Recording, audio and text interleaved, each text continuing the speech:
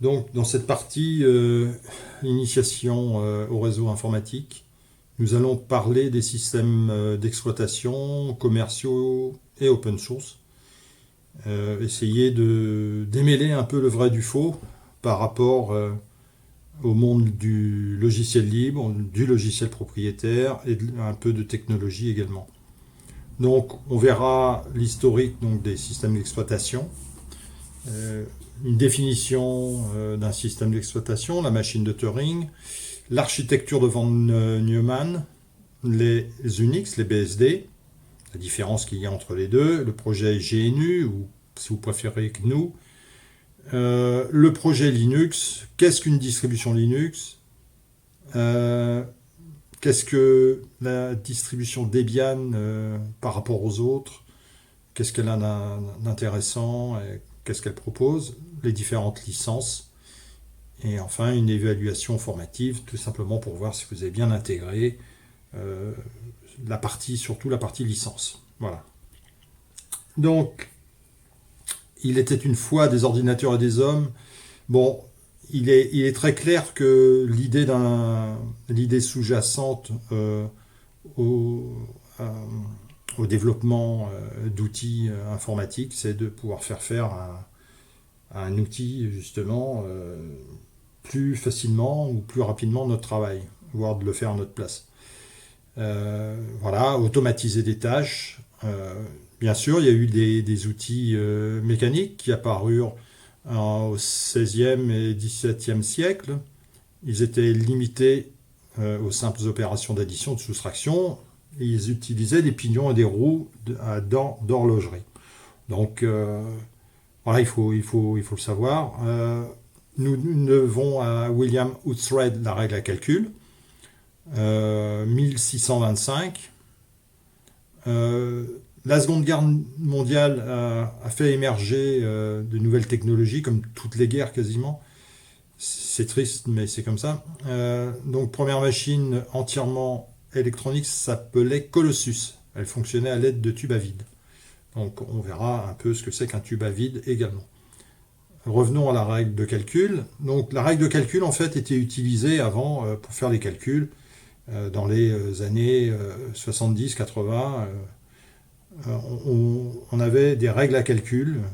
Euh, donc, vous voyez ici, il y a un coulissant, ce que je suis en train de vous montrer avec le pointeur de la souris. Donc, ce coulissant-là, suivant l'endroit où on le met, et en plaçant la réglette ici transparente au bon endroit, eh ben, on pouvait faire des calculs en regardant de l'autre côté, par exemple, à quoi coïncidait telle et telle chose, enfin, telle et telle graduation. Ça permettait de faire des calculs du style logarithme, cosinus, exponentiel et tout ce qui est trigo.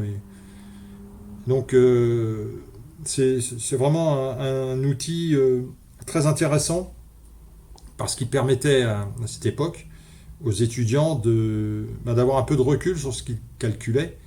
Et justement, puisqu'il n'y avait pas de calculatrice, et que d'ailleurs elle a été que très tardivement autorisée au bac, euh, donc ça permettait aussi d'évaluer d'évaluer l'ordre de grandeur des calculs tout simplement et de se dire bon ben voilà, est-ce que ça tient la route, est-ce que c'est bien des watts, des kilos ou autre.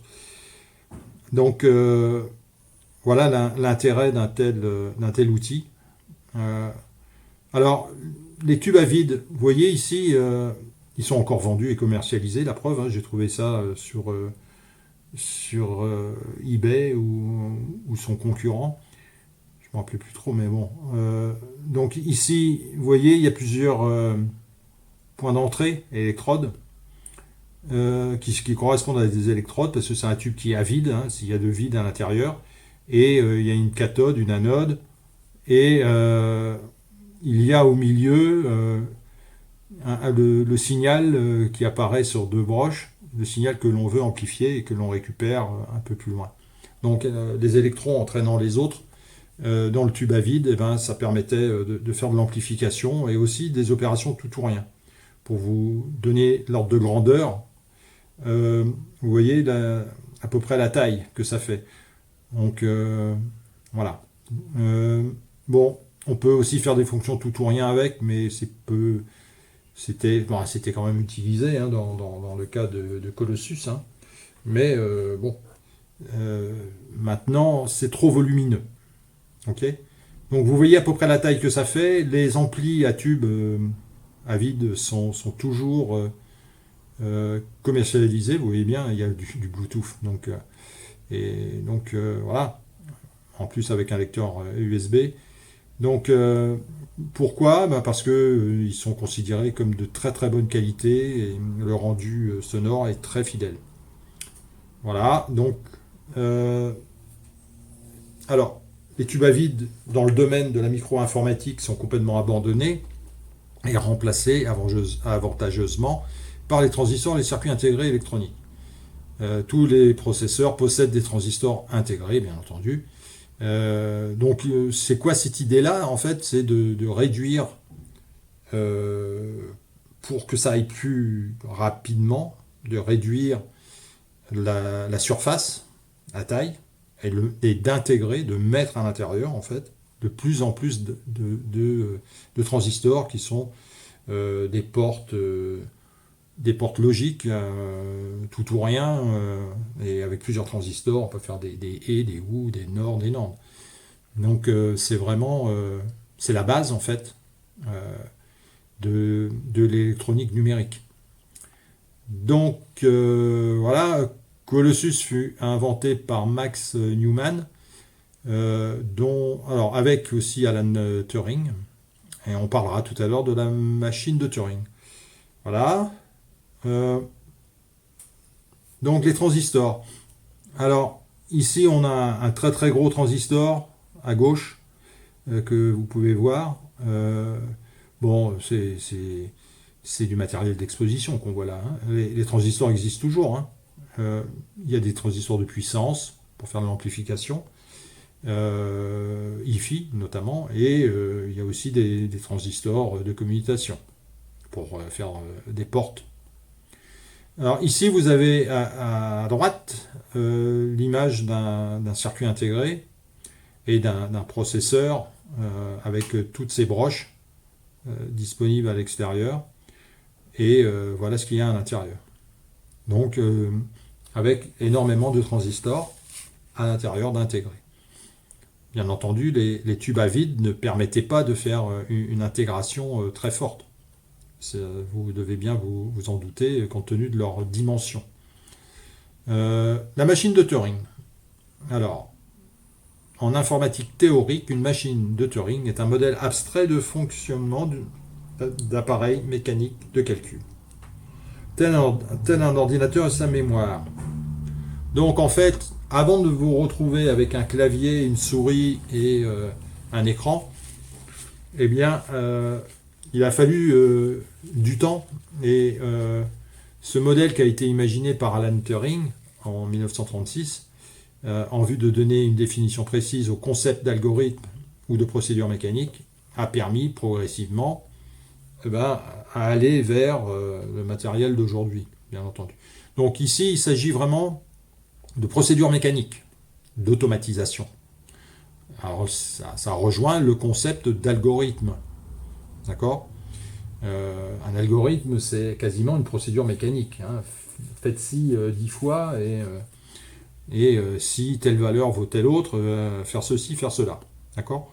Donc il y a un côté mécanique. Voilà. L'architecture de von Neumann, c'est autre chose. On va aller beaucoup plus loin. Ok, on sait que l'on peut faire un automate grâce à la machine de Turing des calculs et les réitérer, en faire plusieurs fois, faire des tests, ce genre de choses. Ça, on le conçoit avec la machine de Turing. Par contre, l'architecture dite de von Neumann est un modèle pour un ordinateur directement. Donc il utilise une structure de stockage unique pour conserver à la fois les instructions et les données. Donc les instructions, c'est ce que l'on va faire, et les données, c'est ce sur quoi, évidemment, on va travailler. Voilà, qui sont d'ailleurs soit entrées à la main ou soit produites par le résultat d'un calcul. De telles machines sont aussi connues sous le nom d'ordinateurs à programme enregistrés. Voilà, c'est l'histoire de, si vous entendez parler ordinateur à programme enregistré, architecture de Van Neumann peut-être, vous voyez. Donc le modèle a été imaginé par Van Neumann en 1945. Bon, alors c'est intéressant de voir ce modèle. Donc pourquoi? Parce qu'il ressemble vraiment beaucoup à un ordinateur d'aujourd'hui. Donc on a des entrées, enfin une entrée, une sortie, a priori. On a une unité de calcul ici, unité arithmétique et logique, avec ici un accumulateur qui est en fait un registre particulier et qui permet de stocker des calculs intermédiaires. On a une unité de contrôle qui va pouvoir organiser l'unité arithmétique et logique et la mémoire, donc la mémoire centrale a priori, ce qui correspondrait aujourd'hui à la RAM. Donc voilà, on va mettre des données en mémoire, on va faire des calculs et puis on va obtenir une sortie ici. Donc il nous manque quoi? Il nous manque la mémoire de masse, il nous manque un écran et puis alors on pourrait dire que la sortie ça peut être un écran puisque c'est un modèle. Donc un modèle, forcément, vous y mettez un peu ce que vous voulez. Donc voilà. Donc c'est important de voir d'où est-ce que l'on vient par rapport à tout ça. Maintenant, on va faire un bond en avant. Donc c'est quoi un système d'exploitation? SE pour système d'exploitation ou OS est un ensemble de programmes responsables de la liaison entre les ressources matérielles d'un ordinateur et les applications de l'utilisateur. Donc, bien entendu, tous les programmes qui fonctionnent sur votre ordinateur, ils ne fonctionnent pas par enchantement directement sur le matériel. Ils sont sur le processeur, même s'ils vont sur le processeur pour fonctionner, bien entendu. Ils sont donc posés, si je puis dire, en mémoire centrale sur le système d'exploitation. Ils sont au-dessus du système d'exploitation. Voilà, et puisque le système d'exploitation fait le lien entre le matériel et les logiciels, donc forcément, il est entre les deux. Donc, il assure le démarrage de l'ordinateur. Donc, quand vous appuyez sur le bouton démarrer de votre ordinateur, donc vous avez le BIOS qui prend la main et qui permet de démarrer un petit programme qui se trouve sur le MBR du disque principal et qui lui permet d'aller charger en mémoire centrale le noyau du système d'exploitation. Voilà. Voilà, et donc l'OS, si vous voulez, il doit aussi fournir des applicatifs, d'accord, des applications pour les interfaces standardisées et pour les périphériques. D'accord, il faut forcément qu'il soit en lien avec le matériel. Donc, rentrons dans le détail ou dans le vif du sujet, si vous préférez. Il est composé d'un noyau, de bibliothèques dynamiques, un ensemble d'outils systèmes, des programmes applicatifs de base. Alors, le noyau kernel en anglais donc, est le cœur du système. C'est lui qui s'occupe de fournir au logiciel une interface pour utiliser le matériel. Donc, voilà.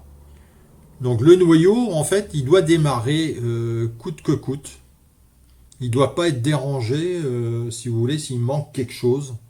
Si vous n'avez pas branché le clavier, il ne faut pas que ça pose problème. Si vous n'avez pas de carte graphique, tant pis, il va quand même démarrer. Donc le noyau est un programme très compliqué, en fait, mais qui doit être très robuste. c'est-à-dire qui doit à tout coup fonctionner et ne jamais s'interrompre. Voilà, donc plus un noyau est bien fait, moins souvent il plante, voire il ne plante jamais.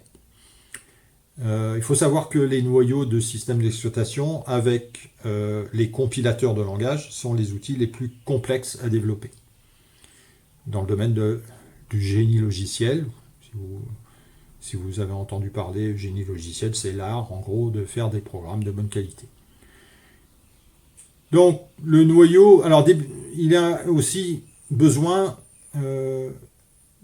pour que tout cela fonctionne bien, de bibliothèques dynamiques. Alors les bibliothèques dynamiques, en fait, ce sont l'équivalent, si vous voulez, dans le monde de Windows, c'est les DLL, Dynamic Link Library.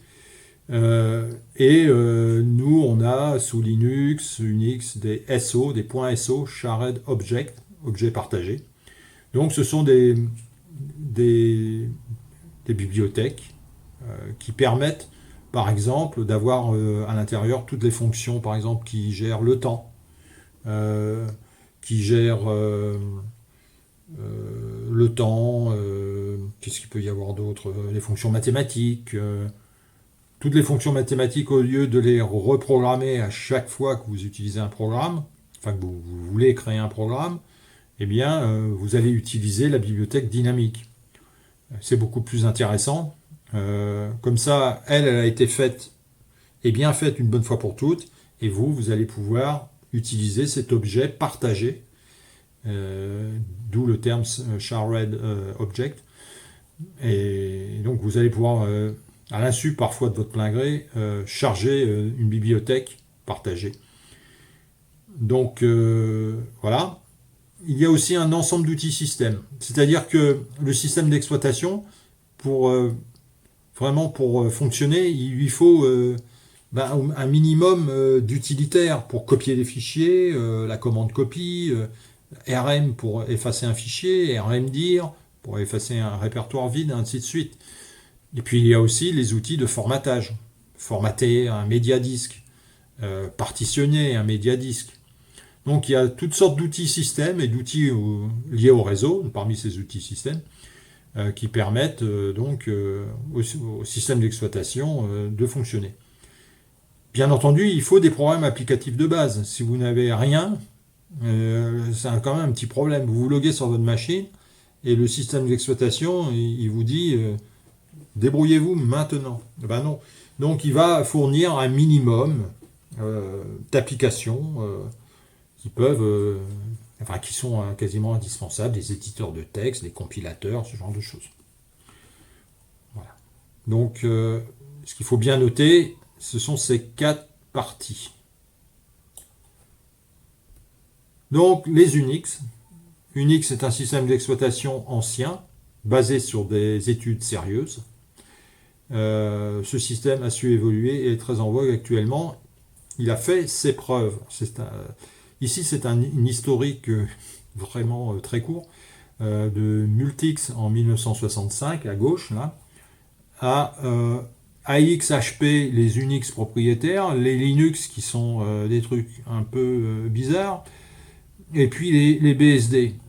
Donc, si vous vouliez l'historique réel, il vous faudrait peut-être 15 pages A4 ou A3, avec une multitude de dates et de versions. Mais là, c'est vraiment, je dirais, ce qu'il y a de plus simplifié. Et donc, vous voyez qu'il y a en haut les Unix propriétaires, c'est-à-dire les sociétés qui ont vendu Unix, qui partent tous de la même base. Ok ? Il y a Linux et Solaris qui sont vraiment à part. On verra pourquoi. Et les BSD qui sont aussi complètement à part. Voilà. Les BSD. Alors, Berkeley Software Distribution. Donc, en 1977 est né un nouvel Unix, BSD. La dernière version de ce système date de 1994. Alors, voilà, BSD Lite ou Lite. des dérivés du projet BSD ont vu le jour. Donc en fait, qu'est-ce qui se passe là-dedans, dans le domaine universitaire, parce que Berkeley, Université de Berkeley, bien entendu. Donc en fait, toutes les recherches qui ont donné naissance aux Unix, eh bien, reposent sur une même base de code source, et ont donné naissance en 77 à BSD. Seulement, ce projet en question, en fait, il y a eu a donné naissance à 3 autres projets. On verra après l'intérêt de ces 3 autres projets. Parce qu'en fait, au sein de l'équipe, même si l'équipe est très réduite, ils ne se sont pas entendus vraiment sur tout. Donc, à défaut de s'entendre, eh ben, ils se sont dit, on va mettre l'accent sur certaines choses, parce que nous, on estime que un système d'exploitation doit pouvoir s'installer partout, par exemple, qu'il doit être vraiment fiable. Et il y en a qui vont se dire, oui, c'est pas tout simplement ça, mais nous, on va faire avec des firewalls, et puis on veut être les meilleurs dans ce domaine. Donc, les BSD, ce sont des projets qui sont tous centralisés, contrairement à Linux. Ce qui fait que tous ces systèmes d'exploitation eh ben, sont chapeautés par une tête de projet, et ça part pas dans tous les sens, et il n'y a pas plusieurs 36 000 projets BSD. Donc les Unix BSD sont de très bonne qualité. On verra après pourquoi il s'agit aussi d'Unix. Alors, en 93, NetBSD, l'accent est mis sur la portabilité. Sa devise est que face à tout ordinateur, on peut déclarer, bien sûr, ça tourne sous NetBSD. Donc, en fait, l'idée, ça a été de faire en sorte qu'il puisse s'installer vraiment partout. Ça a été la devise de NetBSD. D'accord, mais il y en a qui sont d'accord et pas d'accord, puisqu'il y en a qui se sont dit il vaudrait mieux qu'il soit fiable. C'est pour ça qu'en 92, FreeBSD voit le jour, qui est plutôt lui axé sur la fiabilité. Et en 95, on rentre dans le domaine de la sécurité, et c'est là qu'est né OpenBSD. Donc voilà. OpenBSD est un projet dérivé de NetBSD. Bon, c'est pour information. Donc toutes ces dates-là sont importantes et permettent un peu de situer les BSD. Maintenant, nous allons parler du projet GNU. Donc, le projet GNU est né dans les années 80 et il s'oppose en fait au logiciel propriétaire. Alors, GNU est un acronyme récursif, alors c'est vraiment une histoire d'informaticien, n'est pas Unix, n'est pas Unix, n'est pas Unix. Ça peut se répéter à l'infini. Not Unix, not Unix. Voilà, donc, qu'est-ce qui s'est passé Richard Stallman travaillait au MIT, Massachusetts Institute of Technology, donc aux États-Unis, et donc dans les années 80, il refuse l'hypothèse du logiciel propriétaire, qui sont le copyright est naturel, pour le logiciel propriétaire, c'est un droit. C'est-à-dire, j'ai fait le logiciel, je le vends, et donc c'est à moi, vous n'avez pas le droit de le copier, etc. Copyright, donc, c'est un droit. Seules les fonctionnalités comptent, c'est-à-dire que si ça fait le job, vous n'avez pas à rentrer plus loin, vous n'avez pas à donner vraiment votre avis, puisque les fonctionnalités sont là. Donc si ça vous plaît pas, si le menu vous plaît pas, tant pis, il faudra bien vous y adapter. Si le menu de votre logiciel n'est pas comme vous voulez, si les icônes ne sont pas à votre goût, tant pis, c'est comme ça. S'il n'y a pas de copyright, il n'y a pas de logiciel. Donc en gros, si vous n'achetez pas le logiciel, il ne vous appartient pas. C'est ça en fait. Donc c'est vraiment le logiciel propriétaire. En fait, Stallman, il a eu une prise de conscience donc dans les années 80, parce qu'il était face à un problème d'imprimante.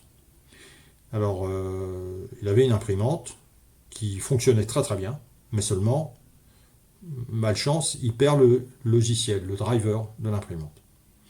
Alors, qu'est-ce qu'il fait? Il appelle la société qui a vendu cette imprimante et il demande une copie du driver. Il se trouve que la société en question, ils n'ont plus du tout le driver de cette imprimante. Parce qu'ils ont fait d'autres versions d'imprimantes et avec d'autres drivers. Et que c'est un matériel qui pour eux était considéré comme obsolète. Donc lui, il trouve que c'est totalement injuste. En fait, comme il n'y a plus de copie, il ne peut plus utiliser l'imprimante. Donc qu'est-ce qu'il décide de faire? De créer un logiciel lui-même, un driver d'imprimante. Donc il développe le driver de l'imprimante et puis voilà. Mais seulement il se dit c'est pas normal. Les sociétés propriétaires donc qui imposent un copyright plus précisément abusent de leur pouvoir et donc il ne veut pas de ça. Il ne veut pas de ce modèle-là de société. Et donc il parle vraiment d'une prise de conscience très importante qui est advenue de cette prise de ce problème. Et donc voilà, lui il part sur un autre modèle, liberté d'exécuter le programme, c'est-à-dire l'exécuter, c'est-à-dire s'en servir bien entendu, liberté de modifier le programme, donc ça signifie que vous avez le code source et que vous avez le droit de le modifier, et vous en avez aussi la possibilité, liberté de redistribuer des copies, gratuites ou non. Alors, les copies en question, le logiciel ne peut pas être vendu, en fait. C'est ça qu'il faut bien intégrer et tout de suite. Les copies sous-entendues sur un support. À l'époque, c'était des bandes magnétiques, d'accord. Après, on est allé avant d'aller vers les clés USB, on est allé quand même vers les DVD. Donc, redistribuer des copies. Donc, dans la redistribution des copies payantes, ça signifie que c'est le support qui est vendu et non pas le logiciel. Le logiciel est non vendu. Il est dit libre. Alors libre, il y a le double sens, free gratuit, et free liberté. Et en fait, il faut plutôt le prendre dans le sens de la liberté, même si au final il est gratuit également. Donc, liberté de redistribuer des versions modifiées, c'est ça qui fait toute la force des logiciels libres. Pourquoi? Parce que si vous avez une meilleure idée, comme vous avez accès au code source, vous allez pouvoir modifier. Et si vous êtes compétent, cette modification elle va sûrement être adoptée par d'autres. Et en fait, vous allez pouvoir apposer votre nom sur ce logiciel, en plus de ceux des autres, bien entendu. Et donc, ça va globalement améliorer les logiciels. Donc, c'est le but, c'est vraiment le but de ce modèle. Donc, voilà. Alors, c'est ça. Alors là, il va y avoir un problème. Si jamais on change le statut d'un logiciel libre. Donc, si quelqu'un souhaite commercialiser un logiciel libre ou incorpore le code GNU dans un de ses programmes et qu'il souhaite le commercialiser, il y a un problème parce que le code, il est sous licence, normalement sous une licence qu'on appelle la licence générale publique licence, la GPL, et donc c'est interdit. C'est interdit, mais après, il faut voir qu'est-ce qui peut vraiment être intéressant d'être interdit. Donc, je m'explique. Si jamais vous développez une simple calculatrice graphique, quel est l'intérêt qu'elle soit protégée, que le code soit protégé? Tout le monde sait faire. Donc, vous n'avez rien inventé de plus que ce qui existait déjà. Donc ça sert vraiment à rien. Si jamais quelqu'un récupère votre code et modifie, c'est pas la mer à boire. D'accord, et le commercialise. Allez-vous vous battre pour ça? C'est ça la question. Donc, le problème, donc, c'est plutôt pour les logiciels qui sont très importants. Alors, pour ces logiciels, comme les compilateurs de langage, comme les noyaux de système, ça peut être des navigateurs Internet, ça peut être des utilitaires graphiques pour faire des logiciels graphiques, KDevelop notamment, sous Linux et sous KDE. Bon, donc tous ces projets qui sont des projets importants, il faudrait les protéger. Donc le copyleft a été inventé de façon à faire en sorte que cette garantie soit exigée et exigeable, et qu'il puisse y avoir des poursuites si jamais un logiciel copylefté serait spolié entre guillemets par une autre entreprise qui voudrait le commercialiser. Donc, mais dans quel but tout ça? Parce que c'est vrai que le projet GNU ou GNU, pourquoi faire? Pourquoi ok, on part du driver d'une imprimante, on continue à se projeter dans le développement logiciel avec un modèle différent, avec maintenant une licence. Mais qu'est-ce qu'il veut faire Stallman? En fait, Richard Stallman, il veut créer un système d'exploitation de type Unix. C'est ça son objectif, en fait. Alors, il en existe déjà, vous allez me dire. Mais oui, mais seulement ils sont propriétaires. Et ça l'intéresse pas. Donc, lui, ce qu'il veut, c'est son propre système Unix. C'est son objectif. Donc, je vous parlais de la GNU-GPL pour les logiciels, la FDL pour les documents. Donc, il va donc créer, déjà il va quitter le MIT pour pouvoir faire ça, parce qu'il ne voulait pas justement que ce qu'il allait faire puisse être racheté par le MIT, hein, parce que lorsque vous travaillez dans un centre de recherche, bien entendu, tout ce que vous faites est sujet à être pris par vos pairs.